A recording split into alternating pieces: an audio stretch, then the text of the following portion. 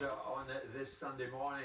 We're going to get more on the future of the Premier League season. We're told there is still an appetite amongst all 20 clubs to finish the current campaign. Brighton owner Tony Bloom says there should not be relegation from the top division if the current season cannot be completed. We're going to get more on that and Friday's Premier League meeting now. We can speak to Brighton Chief Executive Paul Barber. Paul, good morning to you. How are you in these unprecedented times? Very well, thank you. Yeah, it's very sunny on the south coast this morning, so all is well. Good to speak to you as always. How would you describe the mood amongst the Premier League chief executives in this video conference call on Friday, Paul? Well, there's still a very significant determination to try and end the season and complete it with all 38 games played. So I think everyone is united on that front, but obviously only when it's safe to do so. Paul, it's my understanding the best case scenario is that the Premier League would resume early June behind closed doors. Am I on the money with that? Well, we're certainly working as hard as we can to make sure, first of all, the players stay as fit as possible. We must follow government guidelines like anyone else, but obviously if we are going to complete the season, then getting it moving as soon as possible is certainly the best thing for us. But at the moment, we're very much in the government's hands. We want to make sure we don't put any additional pressure on them or, more importantly, at this stage, the NHS. And obviously, in the meantime, we've got to try and keep our players fit and ready to train again and ultimately play again when they can. I understand. If that was to be the case, though, Paul, that might allow a break of about 4 to 5 weeks off if it was to finish mid-July and then start again early September. Now, again, is that viable, do you think? Well, again, I think the problem, Jim, at the moment is that none of us really know. We're all speculating on dates. We're trying to put some certainty into a very uncertain situation. But I think everyone's, first of all, determined to finish the season if we can. But equally, everyone's very concerned about people's health and not putting any more pressure on the NHS. So it's about getting that balance between wanting to finish the season and not compromising all of the efforts the government are making to keep people safe. So there's clearly still a strong, unified desire to finish the season. Am I right, Paul, in thinking that null and void has never been on the table?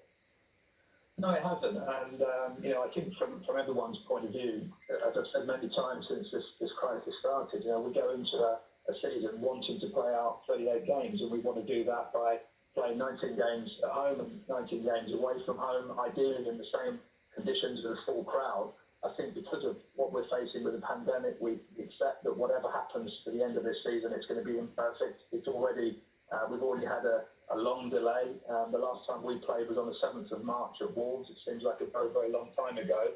But equally, we're very conscious that it doesn't seem quite right to be talking too much about football at the moment when 700 or 800 people a day are losing their lives. It's a really, a real devastating time for so many people around the country. And we're obviously our hearts and thoughts go out to those people that are suffering so much at the moment. But football is also important to us because it's our business. But at the same time, we're very mindful of doing it at the right time, in the right way, when it's safe to do so. I think Brighton, in many ways, has led the way, Paul, in communicating with people as to what your thoughts are during these unprecedented times. And for that, you deserve a lot of credit. Again, if it was to return behind closed doors, it's my understanding that you're discussing playing maybe alongside artificial crowd noise. In other words, measures to minimise any loss of home advantage. Is that right? Well, we've got 5 games at home left to play, 4 games away, and 4 of those 5 games are against the 2 Manchester clubs, Liverpool and Arsenal. So if a few cardboard cutouts in the crowd give us a little bit of an advantage over those teams, I'd be delighted. But we're really looking, Jim, at what measures we might need to make to try and make a game behind closed doors as interesting and as exciting as possible, given the circumstances for television viewers. And we haven't made any firm plans. We're discussing lots of things internally about what we could do. I'm sure other clubs are doing the same. It's going to be a very strange situation, to have empty seats, echoes in the stadium, football's disappearing into stands and not coming back for a while. We're going to face very different circumstances. And at the moment, we're just trying to work through every possibility to see if we are able to return to play, and it is behind closed doors, what can we do to make it as interesting as possible for the viewers, and obviously for our partners at Sky, BT and BBC that will be covering those games, and all the international broadcasters that will be showing those games all over the world. So no firm decisions yet, and obviously we would want to work with the league and other clubs and broadcast partners to make sure that whatever was done was appropriate and felt right. Of course, different circumstances requires new ideas. You're not quite at the lengths of what the Koreans are doing with robotic drummers in the crowd in the background. No, we've not got that far yet, Jim, thankfully. I don't think our fans thank us for that. I'm not sure the broadcasters would either, actually. But no, I think, as I said again many times in this crisis, unprecedented times require no idea to be left off the table. I think we've got to look at everything, but we've also got to try and, wherever we can, make sure we don't do anything that takes away from the integrity of the competition or damages the experience for fans. It's difficult enough for fans all over the country not to be able to see their teams play live in the stadium as it is. But we want to make sure that if they are going to be able to watch on TV and the stadiums are going to be empty, how can we make it as good a product as we possibly can for people to enjoy? And particularly at what will be, if we do get back to playing behind closed doors, the end of a very, very difficult period for the whole country. Paul, on another front altogether, transfer speculation, transfer business never really stops.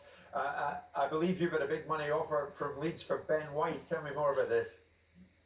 Well, yes, we did receive an offer from a young man called Daniel, who literally raised his piggy bank to try and prize Ben White from us. As you know better than anyone, Jim, we don't usually talk about our transfer business publicly, but we wanted to send a very clear message to 5-year-old Leeds fans everywhere that Ben's not for sale. You got to love that. I mean, it's moments like that during these unprecedented times that bring a smile to your face, Paul. Well, first of all, it's great to see the letter from the young man. I'm sure he had a lot of help from his dad or a family member in drafting the letter. But look, it takes a couple of minutes, doesn't it, to reply to a young kid that loves his club and particularly loves Ben White. He's a terrific young player. And he's clearly got a great eye for talent because we like Ben very much and we see him as a very important part of our future. But it seemed like the courteous thing to do to reply to the young man. And it's great that it's created a bit of publicity for him. Paul, again, when football does come back, and again, it's a big if, we don't know when it's going to come back, the structure of the transfer market, do you see that being totally different?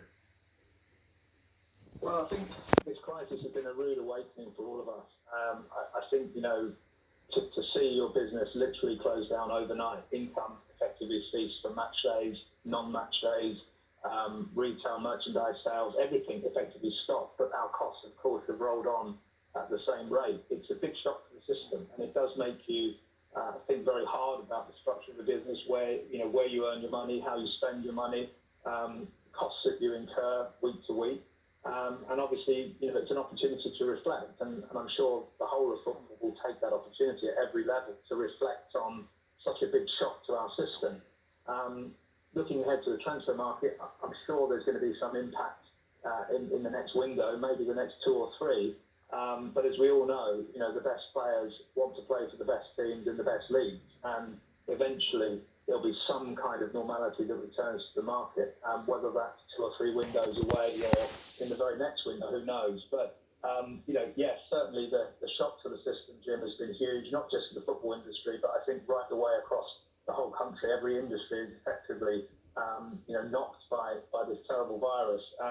And only very few businesses are coming through, perhaps better than they were before the virus started. But, with so many people losing their jobs, so many people, facing a very difficult few months ahead, it would be wrong for us not to at least pause to reflect on our business and how we run it. Paul, as always, you hit the right note. Thanks so much for joining.